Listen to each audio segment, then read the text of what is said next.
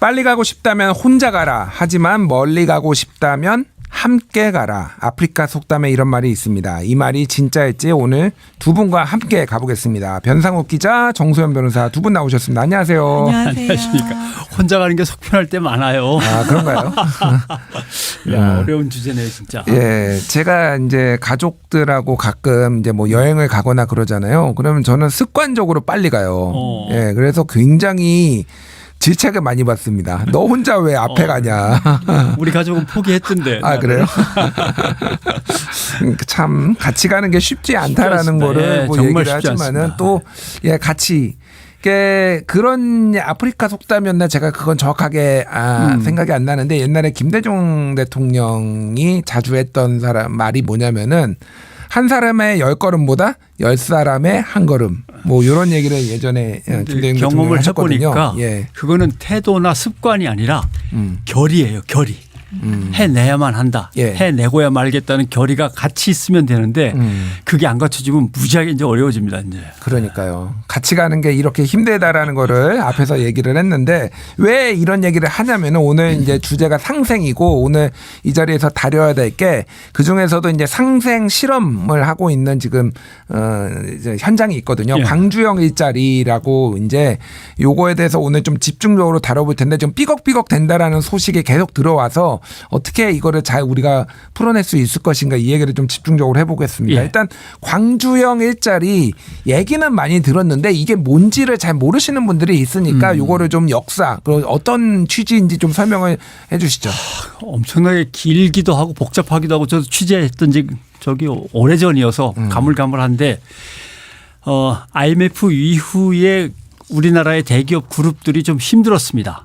물론 어떤 업종은 잘 되기도 하고 그 이후에 좀 살아났지만 그러다가 기아 자동차가 속해 있는 기아 그룹이 모기업 그룹이 좀 위태로워진 거죠. 예. 그래서 기아 자동차가 결국 함께 위기를 맞게 되는 겁니다. 그래서 그때는 현대 자동차도 사실 위기를 좀 어느 정도 맞았고 같이 특히 중국에 공장 진출을 해가지고 중국 합작법인이 있었는데 현지 이런 것들이 잘 갑자기 안 됐습니다. 잘 나가다가 또 중국에서 견제도 하고 정치적으로는 그때 사드가 있었습니다.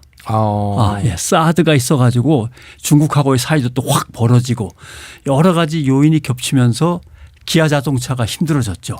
기아 자동차가 광주에 있지 않습니까? 예. 대대적인 구조조정을 기아도 현대도 해야 되는 마당인데 기아가 더 어려웠던 거죠. 그러니까 광주 지역에서 이제 자동차를 가장 어떤 지역의 경제 기반으로 삼고 있던 입장에서는 기아 자동차가 구조조정을 하면서 덩치를 줄여버리고 일자리를 놓는 사람들 그리고 지역의 젊은 청년들은 기아 자동차를 보면서 열심히 준비를 했는데 일자리가 없어지니까 이걸 어떻게 해결하냐라고 해서 광주 지역의 노동계 인사들이 주가 돼 가지고 젊은이들을 위한 일자리 자동차 공장을 만들자라고 했는데 대기업들이 내가 왜 거기에 이제 겨우 구조조정을 마무리해 가는 단계인데 내가 거기 왜 들어가느냐라고 하는 바람에 그러면 임금을 확 낮추마 기업의 비용 부담을 줄여주기 위해서 그러면 조금 생각해 볼 만한데 근데 마침 그때 광주 정치인들과 광주 노동계와 문재인 정부와 문재인 정부 안에 있는 일자리 수석들이 친한 사람들이었습니다. 예. 그 이야기가 됐습니다. 그래갖고 자동차 공장을 만든 거예요. 현대자동차 그다음에 광주시 예. 그다음에 광주 지역의 자동차 부품업체 이런 사람과 기업들이 돈을 모아가지고 자동차 업체를 젊은이들을 위한 일자리로 만들었습니다. 예. 그러면 임금이 싸니까 현대자동차는 그럼 그 조건이라면 나도 하겠습니다라고 뛰어들었는데 그렇게 싼 임금을 받고 누가 일하겠느냐라고 하는 문제가 제기된 거고 예. 그러니까 광주시가 그러면 그 노동자들의 복지 문제 집이라든가 주거 문제라든가 교통비 아이들 키우는 문제 이런 거에 대해서는 광주시가 전적으로 지원하겠다. 사실상 임금을 많이 받는 것처럼 예. 그래갖고 상생이라는 이름이 붙게 된 거죠. 예, 시와 시민과 노동계와 결국은 기업까지 함께 이제 버무려진. 근데 그 틀을 만드는 작업에서 노동계가 나중엔 소외가 좀 되죠. 그게 이제 그렇군요. 문제의 시발입니다. 예, 뭐 뒤에 좀 자세한 얘기를 해보도록 하겠고, 그래서 이제 광주 글로벌 모터스 GGM이라고 이제 부르더라고요. 그래서 광주시가 지분율 21%, 그 현대차가 19% 예. 공동 출자해서 이제 법인을 만들었고, 나머지는 이제 재무적 투자자들이 들어온 건데. 변호사님은 이런 류의 법인들이 좀 다른 사례들이 있는 걸 아시나요? 좀 이게 흔한 건 아닌 것 같아요, 좀. 네, 제가 알기로는 우리나라에서 최초의 사례인 걸로 알고 있고 사실 구현 자체가 쉽지 않은 거라서 이런 사례가 많기도 어려울 것 같다. 이거는 굉장히 일시적으로 그때의 여러 가지 그 사회적 동력, 정치적 동력이 있어서 만들었던 케이스가 아닐까라고 생각을 합니다. 예. 그래서 이 GGM이 이제 국내 첫 노사 상생 사례로 이제 알려져 있는데, 그 노사 상생이라는 게 좀 어떤 의미가 있는 걸까요? 그러면은 이게 그러니까 현대차에서도 처음에는 굉장히 이걸 반대했다라고 현대차 예. 노조가 일단은, 왜냐하면은 본인들이 만들어야 될 물량을 저쪽에서 가져가게 되면은 일감을 떼줘야 되니까. 일감을 떼주게 되면은 이쪽에서 이를테면 뭐 수입이 줄어들 수도 있는 거고, 아니면은 일부가 뭐 휴직을 해야 되는 상황이 올 수도 있는 거고, 나중에 경기가 안 좋아졌을 때. 그래서 여러모로 이제 상생이 노동자들끼리의 상생도 필요한 거고, 예. 이를테면 노사 관계에서의 상생도 필요한 거고, 여러 뭐 의미가 있을 것 같아요. 그래서 현대자동차의 사장 스스로가 여기에 대해서 나름대로 나중에 의지를 좀 보이는 바람에 이게 해결이 되긴 됐죠. 그다음에 일단 대기업이 하겠다고 해야 돈을 낼 사람들이니까 일이 진행이 되는데, 이걸 해결하기 위해서 누적 자동차 대수, 생산 대수 35만 대를 통해서 자리를 잡을 때까지는 임금 협상과 뭐 어떤 단체 협약 이런 것들을 5년 동안 유예하겠다, 이렇게 된 거예요. 예. 그러니까 노조가 임금 협상을 하자고 달려드는 것 없이 계속 공장을 꾸려갈 수 있다면 한번 해볼 만하다. 임금도 적고 그 광주시에서 다른 복지 혜택으로 대신 메워준다고 하고. 예. 그래서 현대차가 이제 뛰어들었던 거니까 그런 점에서 노사 상생인데, 이게 되게 어렵고 복잡한 문제죠. 근데 그게 법적으로 가능할까요? 노조를 안 만든다는 조건이었다라고 하는데 정확하게 노조를 안 만든다는 얘기는 없습니다.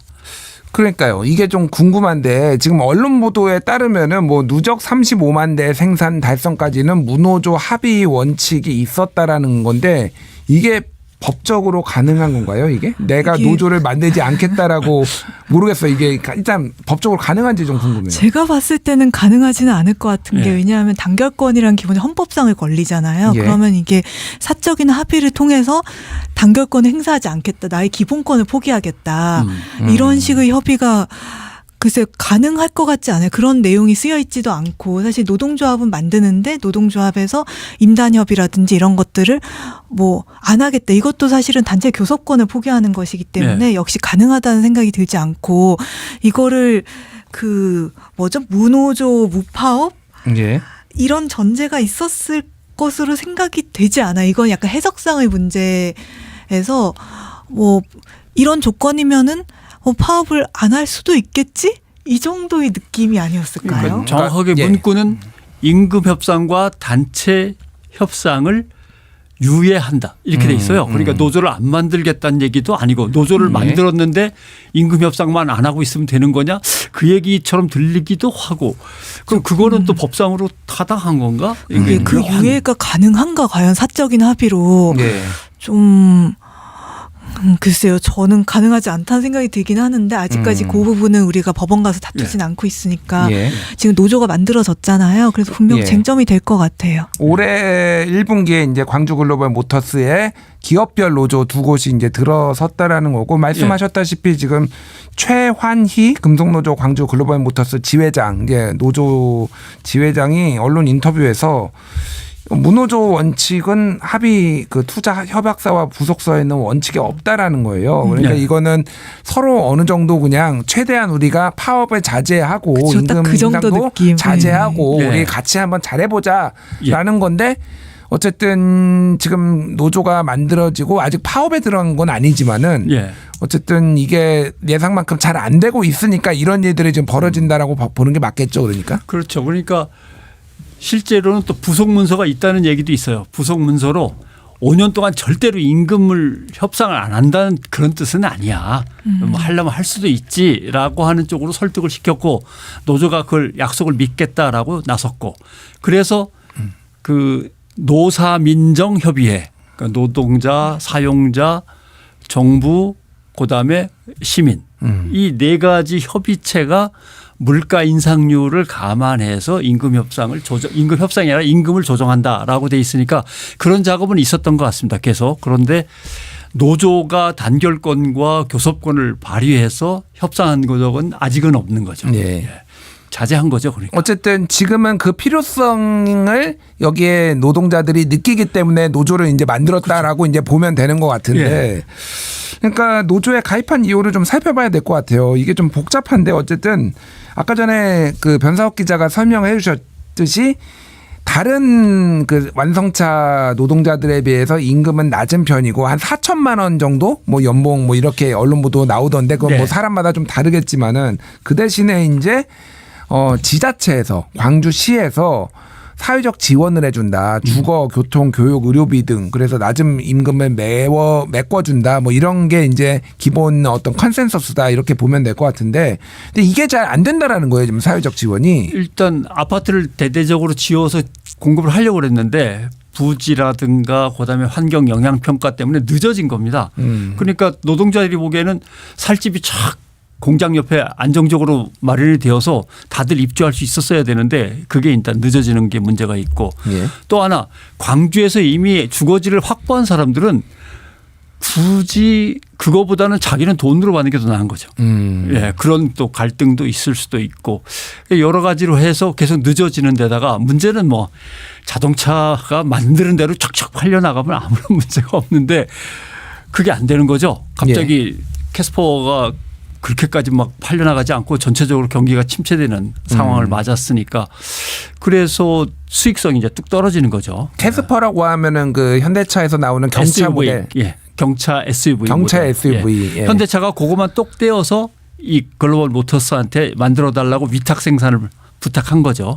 예, 그러니까 현대차로서는 일감을 좀 떼어서 준 겁니다. 예. 이럴 경우에는 변호사님 사실은 임금의 문제이기도 하지만은 광주시가 지금 약속을 안 지켰다라고도 볼 수가 있는 거잖아요. 지금 주거단지 조성은 2030년까지 지금 미뤄졌다라는 언론 보도가 나오고 그래서 임대료만 광주시가 월 30만 원씩 지급을 하고 있는 걸로 좀 알려져 있는데 이건 누구한테 책임을 물어야 되는 건가요? 그러면 이게 노사민정으로 만들어진 거니까 예. 사실 기본적으로 주거 사회적 지원은 광주시가 담당하기로 했잖아요. 예. 그럼 광주시가 책임을 져야 되는데 문제는 이 주거단지 직주 문제가 같이 해결이 안 되면은 다른 광주시 약속해서 만들었던 것들이 있어요. 근데 그것들이 또 사실상 쓸모가 없는 상태거든요. 예를 들면 어린이집을 뭐 90억이 넘게 들여가지고 만들어놨어요. 만들었어요. 이미? 예, 만들었어요. 됐죠. 정원도 70명이나 돼요. 근데 문제는 너무 머니까 주거가 해결이 안 됐잖아요. 그래서 근처에 주거단지에 있어야 되는데 주거단지는 완성이 안 됐고 어린이집만 딸랑 있는 거예요. 네, 그러면? 그래서 70명 들어가 있는 어린이집에 10명 정도밖에 없다 그러더라고요, 애들이. 예. 그리고 스포츠 센터도 만들었어요. 그러니까 그런 어떤 광주에 약속한 것들이 있는데 스포츠 센터도 프로그램이 제대로 안 돌아가는 이유가 시간이 있어야지 스포츠 센터를 가는데 이게 주거가 해결이 안 된 상황에서 일을 하고 나서 퇴근하고 나면 스포츠 센터 갈 사람이 없는 거예요. 그래서 사람 모집이 안 돼서 그것도 제대로 안 돌아가고. 그러면 이제 광주시에서 지원을 할 때 이게 결국은 사회적으로 급여를 말하자면은 이제 복지로 만회하는 시스템이었는데 그 중에서 가장 중요한 주거부터 해결하지 않고 다른 것들을 광주시 입장에서도 보면 돈을 많이 썼어요. 근데 돈은 썼어요. 네, 지금 돈은 진짜 틀림없이. 많이 썼는데 해결이 안 되는 이거는 결국 처음부터 이 주거단지 조성에 대해서 좀 충분히 생각을 하고 시작했어야 되는 부분도 있고 광주시가 책임을 져야 되겠지만 어떻게 책임질 수 있을 것인가. 그러니까 또 생각해보면 집을 만들어낼 수는 없으니까 쉽지 않은 부분인 것 같아요. 뭐 집을 하루아침에 뚝딱 만들 수도 있는 것도 아니고 그러니까 네. 예. LH공사 행복주택에 들어간 사람들도 조금은 있어요. 그게 뭐 한 70명 정도. 근데 한 450명 정도는 들어갈 해결이- 곳을 못 찾고 네. 돈으로 그냥 일부를 갖다 지원받고 있는 거죠. 아까 설명하신 정원이 대로. 한 623명, 600명 정도 되더라고요. 지금 네. 공장에서 일하는 사람들이. 그래서 대다수가 이제 각자 주거 문제는 해결을 해야 되는 건데 광주시의 입장을 조금 들어봐야 될 것 같은데 지난 5월 22일에 광주형 일자리 토론회에서 예. 정원이 623명인 광주 글로벌모터스 공장에서 3년간 퇴사한 인원이 202명이 넘었다. 202명이었다. 그래서 이거는 쉽게 얘기를 하면 광주시가 제대로 지원을 안 해주니까 이렇게 많이 퇴사하는 거 아니냐 이런 식으로 발제문이 나왔고 이거에 대해서 광주시는 좀 억울하다. 억울하다고 하는 거죠. 왜냐하면 예. 일반 중소기업 제조업회를 예를 든다면 그 정도로 직원이 떠나는 건 요새는 다반사다. 이 회사만 그런 게 아니고 직장 떠나는 사람들이 요새 얼마나 많은데 사실 평균을 따져봐도 이 회사가 유독 사람들이 많이 그만두는 건 아니다라고 하는 게 이제 광주시의 입장이고 돈은 돈대로 틀림없이 말씀하신 대로 변호사님 말씀대로 엄청나게 들어가고 있고 예. 하려고 길을 쓰고 있는데 잘 안 된다라고 하는 이제 해명입니다. 광주시의 해명이 아주 틀리지는 않아요. 예. 뭐 애쓴 거는 분명합니다. 근데 좀 빗나가는 얘기를 하면 왜 이런 게 가능했냐 하면 광주 민주화 항쟁을 생각해 보시면 알 수 있습니다. 광주라는 곳의 특징이 광주 시민들이 우리는 하나의 어떤 운명적인 공동체라는 생각이 다른 지역보다 훨씬 강하고 거기에 지자체도 함께 묻어서 같이 가고 있단 말이죠. 예. 그런 것을 기반으로 해서 광주 지역에서 하나의 상생 기업을 한번 만들어 보자. 서로가 힘을 합쳐서 꾸려가는 미래 세대를 위한 기업. 그게 가능하게 모양이 만들어졌던 거죠. 근데 이제 그게 구동력이 계속 뒷받침되지 않고 하니까 뭐 노사 민정 협의체는 그냥 뭐 노사협의회 비슷하게 그냥 가끔 만나서 논의하고 끝나고 이런 거지 책임지고 운영하는 주체가 못 된 거죠. 네, 그런 점에서 어려움이 있는 거죠. 그렇군요. 그래서 뭐 퇴사율 같은 경우에는 광주 글로벌모터스 같은 경우에 연평균 퇴사율이 7.9%인데 대기업 퇴사율은 8.6%, 전체 기업 평균은 13.8% 퇴사율을 퇴사율로. 보이니 뭐 딱히 높은 건 아니다. 뭐 그렇게 들으니 또 그런 것 같은데, 그러니까 이게 기업이 정말로 비전이 있고 뭐 이러면은 또 그 급여가 좀 적더라도 살짝 이제 앞으로 더 발전할 가능성이 있으면 남아 있을 것 같기도 한데 뭔가 비전의 문제가 아닐까 저는 약간 그런 생각도 좀 들어요. 예. 근데 제 생각에는 이 광주형 일자리 같은 경우에는 급여가 좀 낮아도 비전을 생각해서 남아 있을 정도의 급여도 안 되긴 하는 것 같아요. 이게 제조업에서 40% 정도 비슷한 업종에 네, 여기가 지금 아까 4천 말씀하셨지만 제가 알기로는 결국 생산직에서 일하면 한 3,500 이 정도인 걸로 알고 있는데 보통 자동차 생산직 중소기업 이런 데 가도 예. 그러니까 대기업은 아예 뭐 1억 넘어가고 한 6천만 원, 7천만 원 정도는 받거든요. 왜냐면 잔업이라는 이 수당 이렇게 예. 저렇게 하면 그러니까 말씀하신 것처럼 40% 이 정도 거의 최저임금에 근접하는 정도라고 느끼게 될 텐데 예. 여기에서 이 기업이 비전 또 마땅치 않거니와 생활을 하기 위한 급여 수준으로 보기에도 조금 미흡한 부분이 있는 것 같아요. 그러니까 급여만을 봐서도 이동을 할 만한 일자리가 아닌가라는 생각이 저는 좀 들어요. 그러니까 뭐 연봉 4천이면은 대략 세전 월 350 정도 이제 하는 그러니까 건데 공장에서 일하는 노동자 입장에서는 현대기아 차잖아요. 이름이. 예. 같은 회사의 차를 만들고 있는데 옆자리에 있는 기아 자동차에 다니는 사람들은 1억 원을 받는데 내가 3,500, 3,700을 받는다고 쳐다보면서 뭔가 좌절감을 자꾸 느끼는 거죠. 다른 혜택이 조금 더 있다고는 하지만. 상대적 박탈감이 굉장히 크다. 그렇죠. 예. 게다가 이런 논란까지 일어나니 좀 퇴사를 하시는 분들도 있지 않나 그런 생각이 그래서 드는데. 결국 노조를 만들어서 해결하자라고 했는데 그때 노조를 만들 때의 투표율은 찬성률을 보면 92.3%가 그랬습니다. 뭐 당연히 만들어야 된다고 힘을 합친 거죠. 예, 결국은 이제 임금 문제가 기본적으로 해결이 안 되니까 노조가 만들어졌다 이렇게 보면 될 것 같은데 문제는 이제 처음에 우리가 얘기했듯이 이게 이제 노사 간의 상생뿐만 아니라 네. 노노 간의 상생, 직접적으로 뭐 대화를 하거나 그런 건 아니지만 이게 좀 다른 것 같아요. 그래서 광주 글로벌모터스 같은 경우에 아까 말씀하셨다시피 특정 어떤 이제 제품, 그러니까 캐스퍼 모델, 특정 예. 모델만 지금 생산을 하고 있는데 이게 지금 이제 뭐 캐스퍼가 굉장히 인기가 저는 많았던 걸로 알고 있는데 최근에 좀 주춤한가 봐요. 최근에 좀 주춤한 것 같습니다. 왜냐하면 예. 아까 김준일 기자께서 미래 비전의 문제 같은 것 아니냐라고 하시는데 그 말씀이 맞습니다. SUV 차량, 경차형 SUV 차량 뭐 이렇게 얘기를 하지만 미래는 전기 자동차라든가 뭔가 새로운 기술이 들어가야 되는데 현대 자동차에서 가장 그 뭔가 이렇게 뭐라고 표현해야 될지 모르겠습니다. 한 구퉁이에 있는 작업을 뚝 떼서 주고 그냥 끝나버린단 말이죠. 예. 그 이거 갖고 그 미래 비전이 우리한테 이 회사에 있느냐라고 하니까 젊은 사람들이 흔들리는 거죠.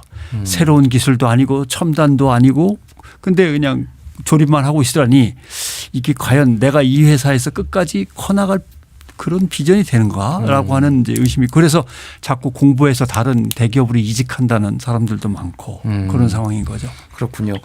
그러니까 지금 만약에 캐스퍼가 단종이 되거나 뭐 아직은 그런 얘기까지 나오는 건 아니지만은 이게 만약에 생산량이 저조할 경우에는 다른 현대차에 있는 모델을 가져와서 여기에서 하는 것들은 어떻게 가능한 건가요, 변호사님? 그게? 가능은 하겠지만 쉽지 않을 것 같아요. 왜냐하면은 현대차 노조도 있고 이제 다른 공장들에서 결국은 일을 나눠줘야 되는데 그 일을 나눠준다는 거는 근무 시간이라든지 수당이라든지 이런 거에 감소와 다 연결이 예. 되잖아요. 예. 그래서 이 캐스퍼 하나를 이쪽으로 넘기는 것도 쉽지는 않았던 걸로 알고 있는데 예. 이걸 중단하면은 그때 이 공장을 지속할 수 있을지 어느 공장에서 이 일을 나눠받을 수 있을지 그거는 좀 어렵네요. 그렇군요. 그러니까 처음에도 이제 캐스퍼 가져올 때 당시에도 현대차에서 파업을 맞아요. 했던 예. 이 사례가 있거든요. 그래서 추가적으로 지금 이게 이제 아직 뭐 그 얘기가 본격적으로 나오는 건 아니지만은 그 미래에 대한 불투명성이라는 게 여기에서도 좀 이제 확인할 수가 있는 거네요. 그래서 지금 이 문제를 해결하기 위해서는 좀 어떤 것들이 좀 필요할까요, 변석 기자님? 일단 노사 민정 어떤 협의체 이거에 대해서는 다시 시즌 2를 생각하고 다시 구축을 해야 됩니다. 그래서 노사 민정을 통한 상생 모델로 다시 시작하자는 어떤 결의와 함께 그 협의체가 다시 살아나야 되는 게 있고 합리적 일단 이게 21%가 광주시의 것이잖아요. 예. 그러니까 그걸 가지고 개입을 하면 되고 사실은 원칙적으로 말하자면 맨 처음에 말했던 노사민정 협의체가 그거잖아요. 광주시가 들어오는 건데 그렇죠. 결국은 같은 얘기인 것 같아요. 그 노사민정에서 정 부분을 누가 담당할 것인가 그리고 민 부분을 누가 담당할 것인가. 근데 이게 사실은 어쨌든 노동조합이 이미 만들어졌고 그리고 기업별 노조로 있지도 않고 지금 산별 가입을 한 상태잖아요. 예. 그러면은 여기에서 있는 우리 이 협약의 내용과 근로자 참여 근참법의 문제를 어떻게 해결할 것인가 그리고 이제 임단협을 어떻게 할 것인가 임단협이 가능한가 이런 쟁점들은 사실 광주시에서 참여하는 문제라기보다는 근로자들이 좀 더 얘기할 수 있는 공간을 마련하는 게 더 우선일 것 같긴 합니다. 이게 이제 맨 처음에 모델은 독일의 폴크스바겐의 티구안이라고 하는 자동차를 생산하는 예. 이제 모델 공장이 있는데 거기에 이제 흔히 말하는 아우토 5000이라고 하는 프로젝트가 모델이 된 겁니다. 예. 회사가 어려워지니까 임금이 싼 다른 곳으로 회사를 빼가지고 새로운 자동차 공장을 만들어서 거기서 생산하겠다라고 계획을 짰는데 그럼 노조가 당연히 반발하고 그럼 노조원들 구조조정 대량으로 해고되는데 라고 하니까 회사가 그러면 임금을 확 낮춰가지고 노동자들을 뽑아가지고 그걸로 일단 꾸려가 보겠다라고 일자리를 만드는 쪽으로 간 거예요. 그런데 실제로 나중에 그 실업자 5천 명이 다시 구제를 받았죠. 그래가지고 그 5천 명이 나중에 폭스바겐이 잘 돼가지고 정규 직원으로 다시 들어갔습니다. 네. 기다려가지고 성공한 케이스죠. 예. 참으면서. 그래서 우리도 그런 것이 될 수 있을까. 그러니까 결국 지금 글로벌 모터스에 있는 분들도 미래 세대를 위해서 우리가 좀 견뎌줘야 될 거 아닌가라는 생각은 갖고 계셔야 될 것 같긴 합니다. 왜냐하면 이건 근데 노동자들이 근데 현실적인 삶을 무시하고 그게 가능한지는 모르겠는데 그래서 노사 상생이라고 하고 노사 민정이라고 하는 건데 고민이 많은 거죠. 그러니까 이게 방금 말씀하셨다시피 이제 아우토 5000을 참고해 가지고 지금 만들었다라고 하는데 그때 당시 아우토 5000은 1999년인데 그때 내용을 보면은 이게 새로 공장을 만든 거는 맞는데 법인을 새로 만든 건 맞는데 기존에 있던 분들을 실직 위기가 그렇죠. 있으니까 이분들을 여기로 그대로. 옮기고 예. 그리고 이분들이 그러니까 실직되느니 나라가 임금을 조금 삭감을 하고 이렇게 받겠다라고 해서 그 5천이 5천 명이기도 하지만은 예. 마르크 5천 마르크를 받았다고 그런 해서 의미이기도 아우토 하고. 5천이더라고요. 그게 예. 약간 기존 급여의 80% 정도였대요. 그게. 그러니까 이제 받아들일 수가 있는 건데 이거는 다른 법인이고 아예 네. 법인 자체도 다르고 지금 급여 수준이 80%가 아니라 한 한 40% 정도라고 하면은 이게 같은 모델로 볼 수 있을 것인가 조금 40 고민이 플러스 돼요. 복지 혜택 알파. 근데 이 알파가 너무 적은 거죠. 예. 티가 안 나고. 네. 40은 현실이고. 변호사님은 그래서 어떻게 좀 안 될 것 이거를 같습니까? 저는 일단 어떻게 되든지 간에 근로자들이 노동자들이 이제 지금 뭐를 더 견뎌야 되는 상황은 절대 아닌 것 같아요. 왜냐하면 노사 상생 협의회라든지 이런 것들이 전체적으로 그 노사민정이라고 하지만은 노동자들이 참여하기 좀 어렵게 되어 있었고 사실 그 협약서조차도 광주시가 공개를 해주지 않아서 결국 법원 판결까지 받아가지고 볼 수 있었는데 예. 이런 상황에서 당장 노동자들의 어떤 근로 조건의 문제는 현실이고 복지 임금이라는 게 그 작동을 안 하고 있잖아요. 이런 상황에서 뭐 일단은 일반적으로 우리가 생각하는 노동 3권의 행사가 돼야지 그 다음 단계의 사회적 논의에 노동자들이 참여할 수 있는 장이 생기지 않을까 이렇게 저는 좀 생각을 하는 입장입니다. 예. 광주형 일자리 때문에 나중에 군산형 일자리 해갖고 계속 이것을 나름대로 차용한 여러 가지 사업들이 생겼단 말입니다. 예. 그러니까 실제로 이것은 중앙정부 입장에서 보면 뜻이 분명하다면 중앙정부가 지원할 수 있는 것들을 하겠다고 나서야 되는 거죠. 더군다나 지금 장기차입금이 2,100억인데 장기차입금이 이제 만기가 언제 돌아올지 모르지만 만약에 만기가 도래했는데도 불구하고 이런 사태가 해결이 안 되고 막 지지부진하면 채권은행 입장에서는 아이고 더 이상 연기할 수 없습니다라고 하면 위기가 확 커지는 겁니다. 그러니까 그런 점에서는 미리 정부가 기금을 마련하든지 해가지고 준비를 해야 되고 지자체가 뭘 중앙정부에 요구할 건지 분명히 빨리빨리 정해야 되고 애당초 그림을 완벽하게 그린 다음에 시작한 게 아니기 때문에 이렇게 어려워졌는데 지금이라도 시즌2를 확실하게 준비해야 되는 거죠. 그렇군요. 이제 일부 이제 언론 보도에 대해서도 조금 불만이 있는 목소리도 있는 것 같아요. 그러니까 너무 이 노조를 만들었다고 하니 네. 너무 욕심을 부리는 거 아니냐 이런 식으로 좀 언론 보도가 나와서 조금 불만이 있다 뭐 이런 얘기도 나오는데 좀 언론 전문가로서 어떻게 보십니까? 좀 노조가 있으면 망하고 노조가 없으면 그때서는 살아날 수 있고 이렇게 어떻게 이분법으로 생각하는 언론에 대해서는 뭔가 해결 방법이 전혀 없는 것 같고요. 또 하나 중앙정부가 관심이 없고 재벌이 관심이 없으니까 언론이 관심이 없어요. 그 당연히 그러겠죠. 우리 언론들의 행태로 봐서는 예. 중앙정부하고 관련이 없고 정당하고 관련이 없고 재벌하고 관련이 없으면 돈 나올 게 아니라는 건 생각하겠죠. 그러니까 이 문제에 대해서 언론들이 관심을 안 갖는 거죠. 그것부터가 문제죠. 그렇군요. 변호사님 보시기에는 어떠신가요? 그 저도 보도 문제는 사실 어떻게 생각하면 이 광주형 일자리가 들으시는 분들 중에서 낯선 분들이 많으실 텐데 어쨌든 노동조합이 만들어지고 그다음에 이제 산별노조까지 가입을 하고 이러니까는 좀 알려지는 거잖아요. 예. 그런 점을 생각하면은 노조가 있어야지 회사가 좀 제대로 돌아가는 게 아닌가 주목도 받을 수 있고 오히려 그런 생각까지 드는 것 같아요. 그렇군요. 뭐 노조를 너무 죄악시하는 거는 뭐 좀 문제가 있는 것 같아요. 예. 근데 맨 처음에 만들 때 노조를 일단 뭔가 좀 이렇게 힘을 약화시킨 다음에 유예시키는 어떤 이미지가 있었기 때문에 또 규약상으로는 투명 경영의 강화 뭐 이런 식으로 또 들어갔어요. 노사 경영의 강화. 그러니까 실제로 노조를 이제는 파트너로 인정해야죠. 말씀하신 대로 산별로 다 가입이 됐다거나 더구나 두 개 아닙니까? 그러니까 노조랑 일단 만나서 어떻게 할 건지 이제 공식적인 대화의 파트너를 삼아야 되는 거겠죠. 예, 알겠습니다. 그 마지막으로 변호사님한테 좀 여쭤볼게요. 법이 해줄 수 있는 거가 어떤 것들이 있을까요? 지금 굉장히 이제 노조를 만든다라는 거는 이제 합법적으로 무언가 본인들이 할 수 있는 권리를 찾겠다라는 건데 이분들한테 해줄 수 있는 어떤 조언이 어떤 게 있을까요?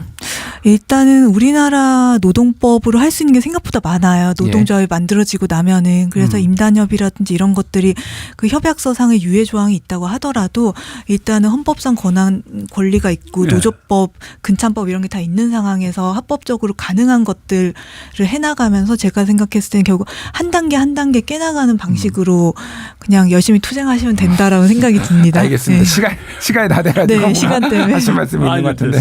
알겠습니다. 오늘 광주형 일자리 속의 노사 갈등에 대해서 짚어봤습니다. 두 분 감사합니다. 고맙습니다.